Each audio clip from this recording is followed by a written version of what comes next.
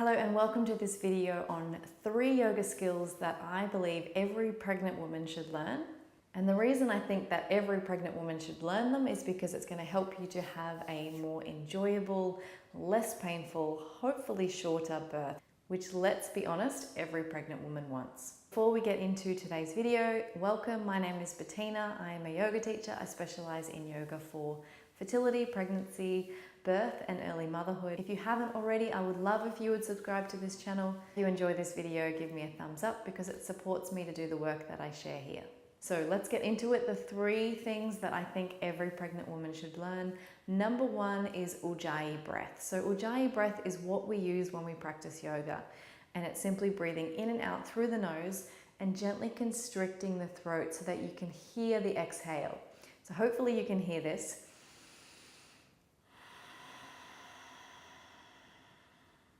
So as you can see, my mouth is closed, but it's basically like making the sound, but with the lips closed. So it's just kind of tightening those throat muscles around the breath so that you can hear it. Might sound a little weird, and I know, yes, when I went to my first yoga class, I was like, what is going on here? But it gives you something to focus on. You literally can't think about your shopping list, about all the things you need to do, about the next meal you're going to eat, if you're focusing on constricting the throat around the breath and making that sound.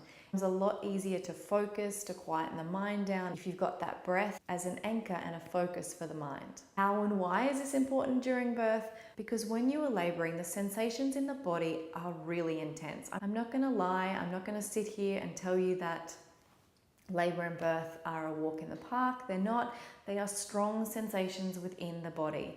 But I can tell you they're a lot more painful and a lot harder to handle if you don't have anything to focus on. If you can focus on the breath, instead of thinking, oh my God, this is so painful, this is horrible, ouch, ouch, ouch, ouch, ouch, and wanting to escape your body, you can focus on the breath.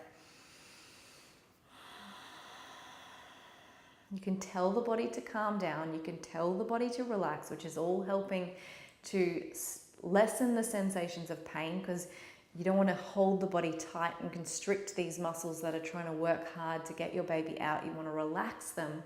So all of these things, that breath is going to help reduce pain, help to make labor go faster and smoother, help you to cope with the sensations of birth. So the second yoga tool that I think every pregnant woman should learn is knowing how to activate and release the Mula Bandha, or the root lock. So basically this is engagement of the pelvic floor, and why it's so important. As soon as you feel pregnant, you're going to need those strong pelvic floor muscles, especially as Bub starts pressing on your bladder and sending you to the bathroom every 5 minutes.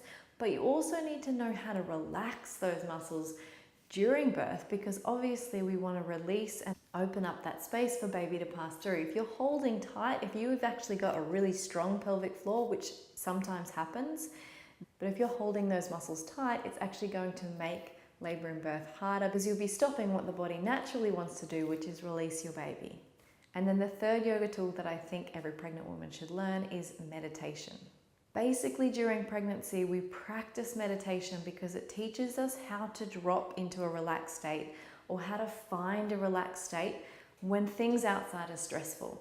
So in your everyday life, meditation is great because you can use it when you're at work and things are getting stressful. And if you've been practicing it at home, you can come back to that, okay, I just need to breathe and I can let whatever's going on around me happen, as long as I can find this place within me that's kind of quiet and calm.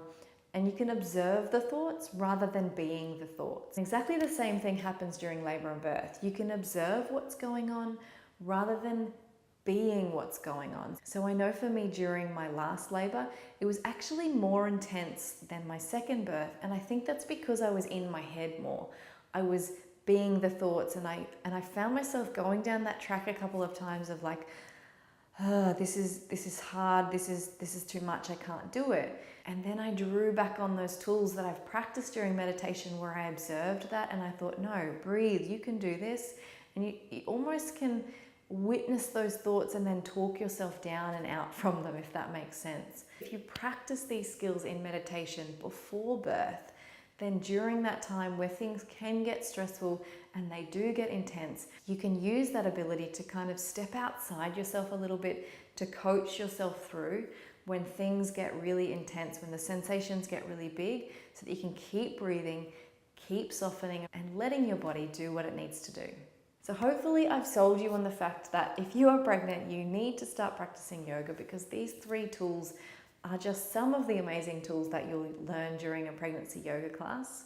If you'd like to practice some pregnancy yoga with me, I'll link some above and below for you to jump straight into now. We also have a free yoga guide for pregnancy and birth, so you should check that one out. And of course, if you haven't subscribed to my channel, I would love if you would hit that subscribe button, and I'll see you in the next video. Namaste.